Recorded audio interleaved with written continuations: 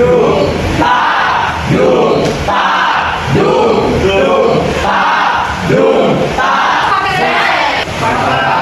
ya? Sepakat atau tidak? Sepakat? Baik. Kalau sepakat ya nak, di sini mengikuti kelas dan prosedur di dalam menurut terus ya. Oke, lalu yang paling poin yang paling penting adalah saling berpikir terbuka dan saling jenis seni rupa apa karya tersebut, mengapa? Coba siapa yang bisa menjawab? Silakan. Ayo, silakan Ihsan, berdiri Ihsan. Ya. Jenis seni rupa apa yang ada pada karya tersebut. Jadi jenis seni rupa yang ada pada gambar itu adalah termasuk dalam jenis rupa 3 dimensi. Jenis rupa 3 dimensi adalah jenis rupa yang memiliki panjang, tinggi, dan lebar serta bisa dilihat dari semua arah. Jadi bisa dilihat di kiri, kanan, depan, belakang. Baik, begitu. Oke, tepuk mantul. Mantul, mantul. Mantul, mantul. Mantap betul. Membacakan tujuan pembelajaran kita hari ini. Ya, siapa yang berkenan membantu ibu membacakan tujuan pembelajaran? Coba, ya silakan hadapi. Ya, hadapi. 1. Peserta didik menafsirkan konsep dan unsur seni rupa 3 dimensi. 2. Peserta didik mampu mengelompokkan berbagai karya seni rupa 3 dimensi berdasarkan bahan dan fungsinya. Dan yang ketiga, peserta didik mampu mengevaluasi karya seni rupa 3 dimensi berdasarkan nilai estetis. Baik, terima kasih. Mengapa perlu mempelajari karya seni rupa 3 dimensi? Coba lihat gambar-gambar ini. Ini stimulusnya aja ya. Mengapa perlu kita mempelajari hal-hal ini? Oke, coba silakan Ari, silakan. Dari kelompok 1 di sini saya akan jawab mengapa perlu mempelajari karya seni rupa 3 dimensi. Nah, jadi seperti untuk gambar penekanan itu seperti keranjang itu merupakan bagian dari suatu karya seni rupa 3 dimensi yaitu kriya. Di mana ini merupakan seni rupa terapan. Maksud dari seni rupa terapan ini adalah karya seni rupa 3 dimensi yang dapat kita gunakan sehari-hari. Nah, kemudian juga terutama bagi kita yang masih pelajar, yang masih duduk di masa SMA, itu juga dapat mempelajari seni rupa 3 dimensi. Itu kita dapat melanjutkan juga di bidang arsitektur. Nah, arsitektur ini juga merupakan bagian dari karya seni rupa 3 dimensi. Arsitektur ini bisa terwujud mikro dan juga makro. Nah, mikro ini merupakan bangunan, perabotan di rumah, itu termasuk mikro. Sedangkan makro merupakan perencanaan juga pembangunan jalan, jembatan. Kemudian arsitektur ini juga dipelajari di acuan pembelajaran kita ya pastinya materinya bersangkutan dengan tujuan tadi, di mana kita membahas maksud dan unsur karya seni rupa 3 dimensi, lalu ada karya seni rupa 3 dimensi berdasarkan bahan dan fungsi, serta berdasarkan nilai estetisnya yang sudah dibagikan sebenarnya. Tetapi ibu ingin kelompok ini ada namanya begitu. Jadi nomor kelompok 1 namanya apa gitu. Satu kata saja. Kamu ngapain sapa, kamu buat, kamu. Nah, mulai sekarang kelompok 1 kita bentuk hasilnya. Di dalam menjawab kuis. 1. Duduk berdasarkan kelompok. 2. Setiap kelompok mempunyai yel-yel sendiri. 3. Setiap kelompok wajib menjawab setelah guru mempersilahkan. 4. Setiap kelompok berkesempatan menjawab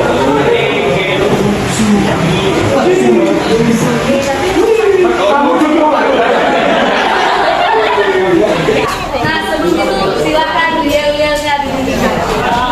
Kelompokku paling hebat, kita tingkat akadnya. Kelompokku nomor 1, kelompok 2 namanya. Kelompok siapa kita? Dos. Ini dibacakan ya, kelompok DOS. Ya, pertanyaannya adalah proses pembuatan karya teknik merakit. Coba kita lihat, siap-siap tepuk tangan ya anak-anak. Siapa tadi? Yang kedua, kelompok Siu. Ya, silakan Siu yel-yelnya.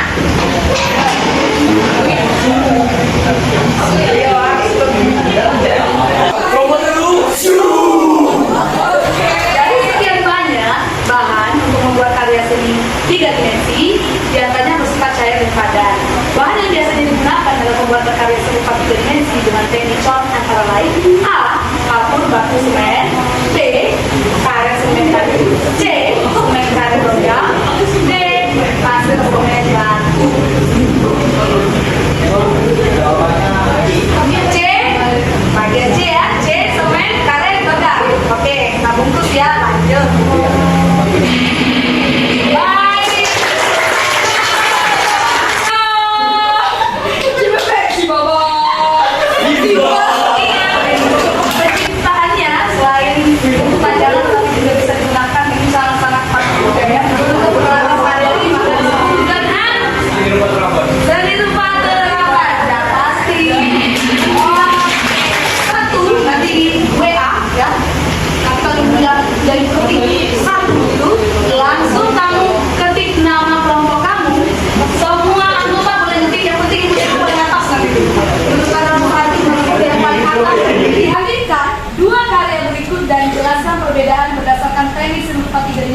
alasannya.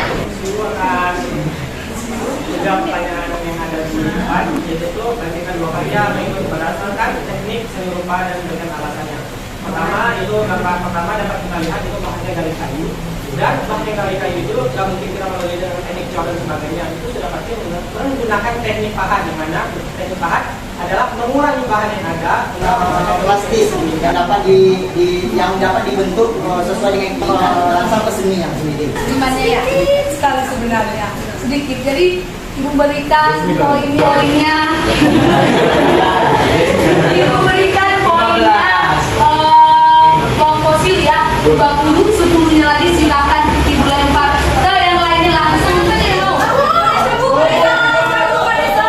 Ya silakan Vanessa. Saya akan melanjutkan ke kelompok itu tadi. Menurut saya yang di karya bagian B itu sedikit menghias kuatnya dengan teknik mozaik atau menempelkan bagian-bagian kecil untuk membentuk suatu sorot atau pola yang diinginkan. Oke, ada yang ditempelkan untuk bagian-bagian ya. Oke, tepuk tangan untuk kita semua jauh-jauh dari angkat tangan semua lah, angkat tangan. Angkat tangan, oke. Go, go.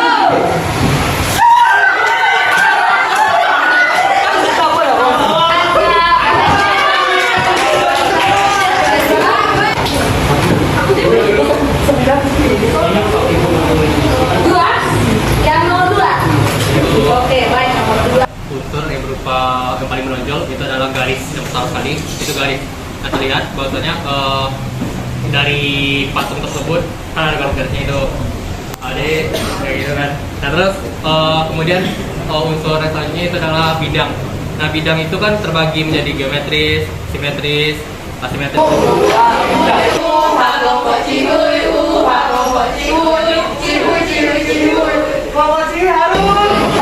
Apakah kalian ingin melihat ninja? Jika kamu mengatakan ini ninja, dari sisi apa saja keindahannya? Silakan kelompok jawab.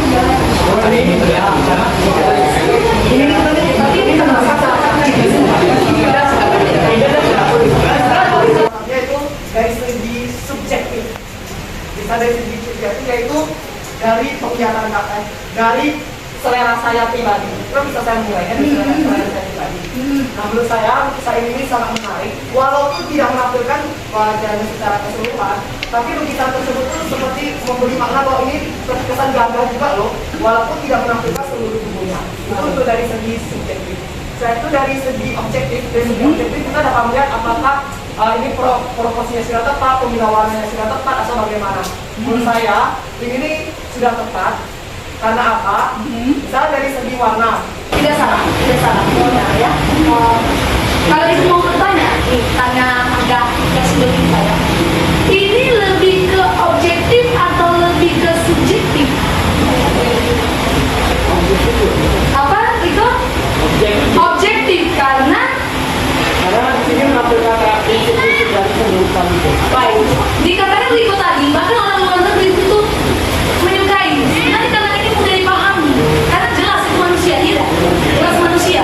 Proporsinya jelas, walaupun dia hanya separuh, nah tapi kita tahu itu manusia. Bahkan dia ada wajahnya, ada matanya, dengan proporsinya sama seperti proporsi manusia.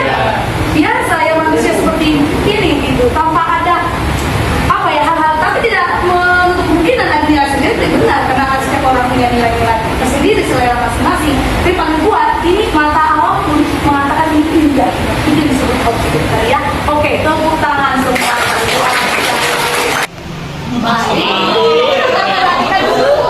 Ini dapat dinikmati dari beberapa orang dan juga dapat dihasilkan langsung baik secara subjektif tapi yang lebih Pertanyaan Ihsan, kenapa ini dikatakan indah? Walaupun bisa kita lihat secara objektif, mungkin beberapa orang yang menilai secara objektif itu tidak biasa saja dan cukup tidak jelas dengan bentuk motif ataupun bukan dari patung tersebut, sehingga bisa sangat disimpulkan bahwa ini sangat mengarah ke nilai subjektif. Di mana subjektif ini lebih ke interpretasi kepada diri sendiri, karena mungkin memang kebanyakan dari orang, mayoritas orang itu menyebut jadi tidak jelas, sedikit abstrak. Namun beberapa orang setiap bentukan itu memiliki makna, dan setiap bentuk itu merepresentasikan sebuah makna yang terkandung dalam karya tersebut. Sehingga di sanalah letak keindahan. Karena keindahan dari suatu seni tersebut tidak hanya bisa dibatasi dari bagian objektif saja. Malahan sebelum menentukan atau sebelum kita merancang sebuah seni rupa, kita perlu menentukan apa itu secara dari sisi subjektif maupun objektif. Karena dari objektif saja itu tentu terlalu hal yang biasa, terlalu ordinary atau terlalu biasa. Karena dari mata saja kita sudah bisa melihat bahwa ini enggak. Kecuali pengecualian untuk yang subjektif itu lebih memakan makna dan membutuhkan pemikiran ataupun interpretasi dari masing-masing orang. Sehingga itu yang membuat dari lukisan patung ini indah. Tepuk tangan dulu, tepuk tangan. Memiliki sebuah kilapan, berarti dari patung itu sendiri memiliki tekstur yang halus. Nah, dari segi kilapan ini sendirilah yang akan membuat nilai estetikanya akan semakin naik. Kenapa? Dari sudut pandang yang berbeda ataupun dari segi subjektifnya, kilat itu pada sebuah lukisan akan menambahkan nilainya. Patung itu kita langsung tahu itu patung manusia. Tetapi kalau kita lihat pada saat tersebut, kita tidak tahu ini gambar apa sih. Itu yang pertama. Yang kedua, fokusnya itu tidak ada. Saya tidak jelas. Kami itu tidak mengetahui ini fokusnya itu atau patung ini mau kemana sih? Jadi kami menanya dari dua segi, itu dari fokus dan lagi dari segi komposisi. Baik, terima kasih. Tepuk tangan sekali lagi. Karena bisa dilihat dari gambar saja, dari mata awam saja. Di gambar A ini teknik yang digunakan adalah teknik menjahit. Nah, teknik menjahit itu adalah teknik menggabungkan beberapa. Tempatnya dan tuh diberi warna coklat. Jadi sebenarnya mulai lagi sekali lagi. Ini bahannya apa ya? Oke, kelapa siu silakan di siu paling apa ya? Cihuy.